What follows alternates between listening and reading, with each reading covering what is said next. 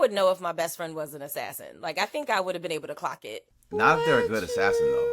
Me and my girls, we drink too much wine. I feel like it would have slipped out at some Somebody point. would get like, loose. girl, we could go kill him right now. I can just right up in the right in the neck.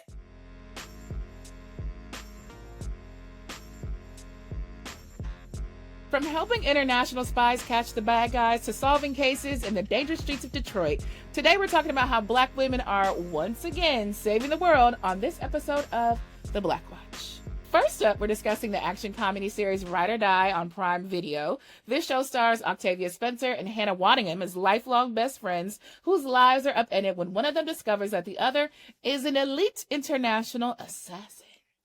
Okay, this is a fun one, y'all. What did you think about the premise of this show? I thoroughly enjoyed it. I mean, the action was actioning. The dialogue is great. It's great to see Octavia Spencer doing Octavia Spencer things. She's just a great actress.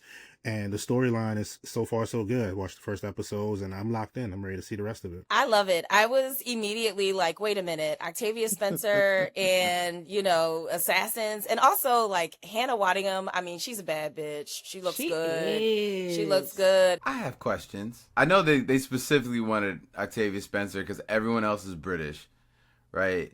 I just wish they would give her a little bit more like swag in the show. Like let her be a little bit more cool. Because on the one hand, you got Hannah, she's in like almost a dominatrix outfit at the gala and this and that. Like, mind you, she's trying to blend in like a real red carpety dress, right? But then, they took Octavia straight to Chico's.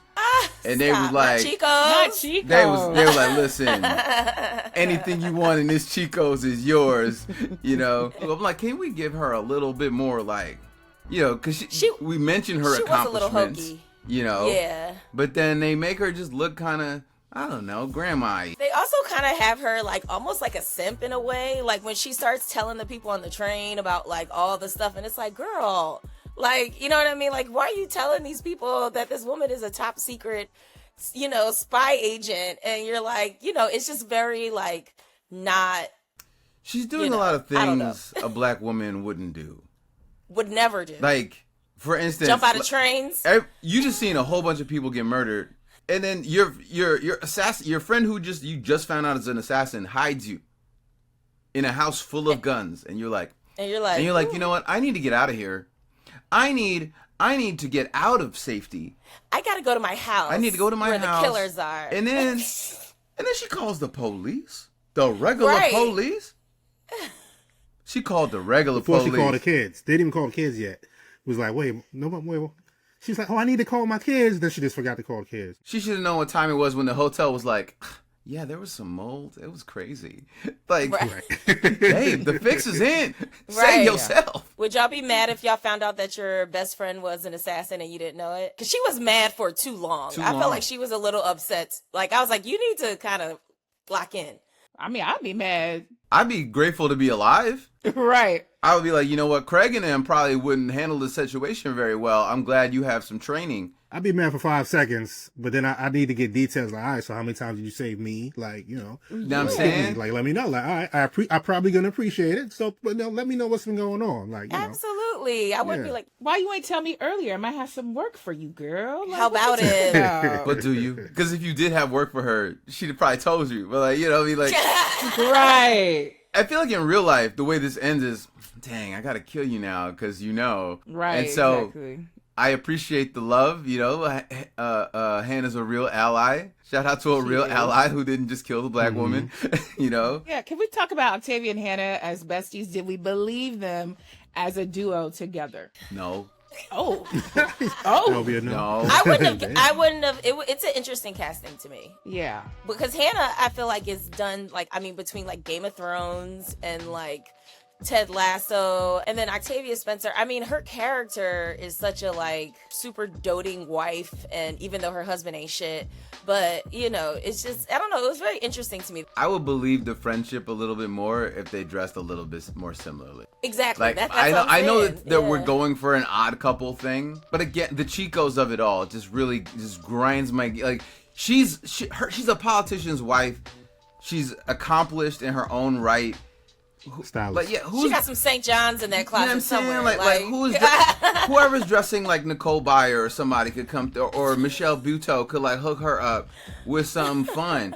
You know, I just feel like the personality, even if she lives like a straight and narrow lifestyle, it just feels like, you know, maybe like a Regina King. You would rather Regina King in that role? Maybe. I'm just thinking or even just somebody that's like I don't know, that I can believe making that turn into like, now I'm gonna do some, like, you've wronged me and you've killed my husband. I need to go down this spy rabbit hole. I see Octavia and I'm like, just hug this lady. Just give her, you know, let her, like, Just give her a hug. You know what I mean? Like, you know, she'd rather be baking right now. She is giving baking. You know, this is not good Having for her a nice blood pressure. Saturday. I think personality-wise, like, I could see them as best friends. Like, not all best friends are, like, in sync, whether it's, like, how they dress or how they look or, you know, or their places in society. So I could see that happening realistically. Yeah. But I think I would know if my best friend was an assassin. Like, I think I would have been able to clock it. Not if they're a good assassin, though. Me and my girls, we drink too much wine. I feel like it would have slipped out at some Somebody point. would get We'd be like, loose. girl, we could go kill him right now. We could kill him right Like, now. actually.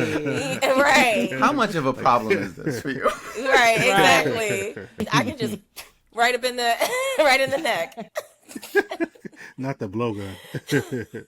Well, you know, it's supposed to be an action comedy, but I mean, did we believe it in that sense? Like, did you get enough action in there, especially from Octavia? I think it's a lot of action. I do think so. I think, and I do think there's like a lot of comedy too. I just think some of the jokes go on a little too long, like the "I'm mad at you" joke kind of thing.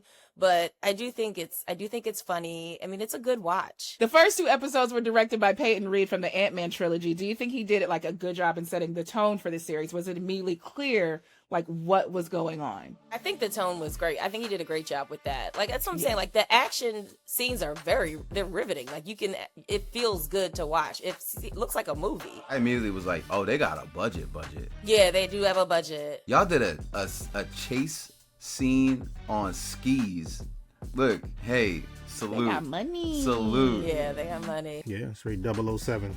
Yeah, for real. It is giving 007. Actually, it made me kind of feel like maybe Hannah could be another James Bond. I'm not mad at that. Just Lady Bond. Listen, that's a fine white woman. I'll tell you that much. She She's is. a good-looking lady. It's a good-looking lady. She's a stallion. She is a stallion. Notice the brothers are clinging to safety right now. Hey, I'll let y'all say it. Like, Why you get quiet?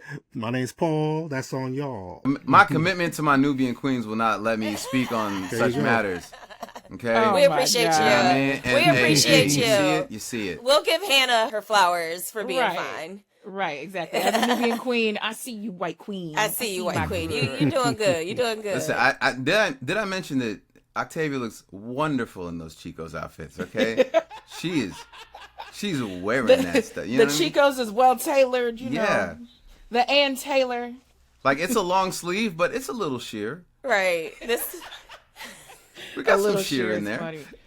So Hannah, at 51, did most of her own stunts. That is very impressive. I am not 51, and I would never.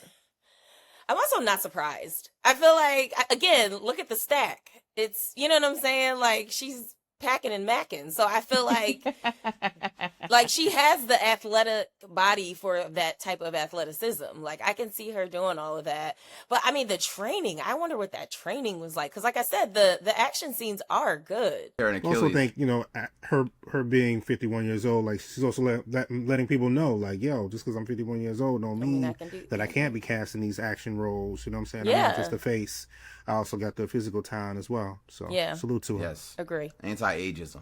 So, all right. So if you haven't already finished it, are you guys going to keep watching this? Is this something that you would put on your list to tune into? I finished it. No spoilers, please, but I'm going to finish it for sure. It's good. Yeah. For sure. Will there be a season 2, Sri? Do you think it's good enough for I it to think be it's going to another be a season 2. Okay, Yeah. cool. Yeah. I mean, first of all, those 2 actresses, those are high power actresses. They have loyal fan bases. And so, I mean, Yeah. they're going to get, you know, they're getting views. And I talked to my mother this morning and she was like, oh my God, that show is good. I love it. Okay. So, Okay. Yeah. you know, my mom tunes in. Because I absolutely hate the one hitter quitter. It's in the top 10 for sure. But It's like in the when top I 10, saw it, yeah. it was like, my mom would love this. My mom Mm-hmm. is totally. I'll keep watching it so I can have something to talk about on TV with my mom. You know what's so funny is my mom would actually love this, and this is hand to Bible, no lie, because when she was talking to me about my wardrobe, one day she said, "Have you tried Chico's?" And I was like, Janine, please. So I am going to put Janine Canada onto this. Thank you, guys. Okay, so moving on to our next show, we have season 2 of Diarra from Detroit airing on Paramount Plus about a divorced school teacher who gets pulled into the city's criminal underbelly after she's ghosted by a Tinder date. The dark comedy stars Diarra Kilpatrick, Morris Chestnut, Dominique Perry, Brian Terrell Clark, and Felicia Rashad. The show is also executive produced by Kenya Barris. I know I did, but did you guys watch season 1 when it originally aired on BET Plus? Yes. And have you been watching season 2 now that it's on Paramount Plus? Yeah, I think the show is great. It's very funny. I like Diarra. I'm actually like, I just feel really proud of her. Like, you know what I mean? Like, just as a woman, I'm like, I'm just hella proud of you. I watched the first season maybe 6 months ago when it was on Paramount. I think I didn't watch it because it was on BET, and I was like, looks kind of sketchy. I don't know. But then I was mad because I was like, why didn't y'all tell me? Because this is good. This is good. Like the premise initially, I'm like, okay, you're trying to get your CSI on in Detroit. Okay, we'll see how this goes. But the writing is great. The comedy, whether it's like outrageous or just subtle, it's hilarious. It's just an entertaining show, and I love the plot twist too. Like there's almost like a cliffhanger at the end of every episode. So it's good stuff. It's good stuff. I just started watching it, and I love the whole ride, you know, and like, again, very impressed because she's not someone who came into, you know, she wasn't a household name ahead of the show, right? Wrote it herself, like created by herself, starring herself. That is very hard. That is so, it is very hard to get a TV show on, period, and then to be like, yes, I'm a star in it, and a studio actually let it occur. And I think it speaks to the level of like the writing is just whip smart, and the comedy is funny, and I love that it's a black driven story. We don't have gratuitous white people for the sake of their presence, because we we don't exist simply to be in contrast to the white people, right? And especially in Detroit. Detroit's a black city. You know, Eminem isn't just around the corner all the time. Right. You know what I mean? Yeah, I think that really speaks to Diarra, like in real life. Like she has the blessing from so many people in Hollywood. I remember years ago, she was working with Viola Davis and her husband. So I think it's awesome to see her story go from that to this, from BET Plus to Paramount Plus to a season 2. She's really doing her thing. And she really is like a homegirl. Like she's very dope. Very dope, very talented. Yeah, that's why I said I can't feel nothing but proud for her. Like, it just actually makes me proud while I'm watching the show. And there's so many winks to black culture, you know, and things that, like, if you didn't, you know, like, if you know, you know, and don't worry about it if you don't. The Juice reference. Oh, I clocked that immediately. Yeah. I clocked it too. Yeah. I was like, is he doing Bishop? I also like the nuance of like her character being like, do I want a baby and a like, do I want this, like, kind of thing, but while still dealing with this much larger issue. You know what I mean? I think it's cool. It's very humanizing. And that's what I'm saying. The writing is layered. It's really very hard layered to make sure that your A, B, and C stories are not like colliding. And you know what I mean? Like that, it's so impressive. Like, you know, she's happy because she's with her finance man now. But then she's like, but then she's like, oh, he's so traumatized. I don't know if I can do this. He cries. That's a real all story. the time. Yeah. What did you expect? He was kidnapped twice, dog. Like now he back with his like biological family. I would expect him to be a lot worse off. You know, they were like, no, we're gonna make him light skinned and handsome. Don't worry about it. I mean, the whole show comes from he put it on her so crazy.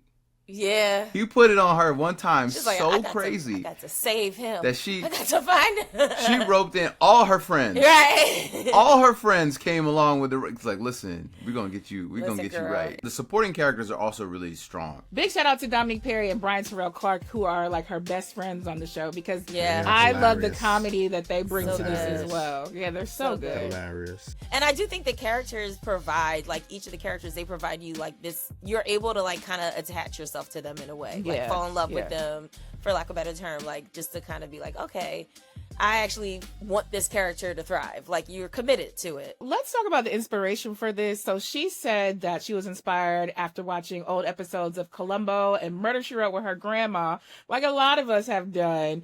What do you guys think of this being in the murder mystery genre? So seeing her be essentially like the Black Nancy Drew, I'm like, I'm all in. I'm so here for it, and still maintaining the authenticity of it. You know what I mean? Yeah. Like, I feel like I'm just like super into this entire idea of like constantly solving a case. I want to see like where it goes, you know, if she's just going to end up becoming the person that they go to. I mean, they called her Nancy Drew in the first season, right? And then Glenn Turman, then he was like, "Hey, Chick Tracy."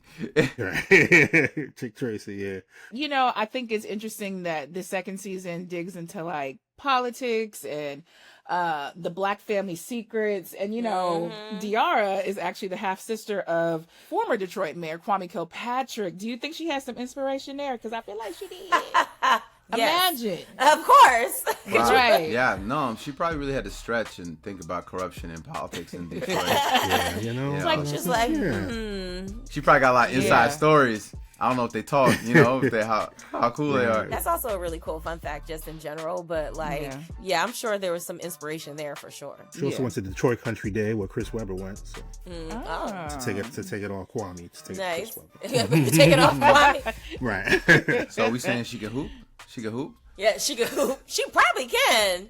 She might could hoop. She She looks in can shape hoop. too. got good wingspan. All right. Well, thank you for joining us on this episode of Black Watch. Be sure to continue watching where we discuss all things entertainment and topics relevant to the Black community. We will see you next time. It's so cold in the D.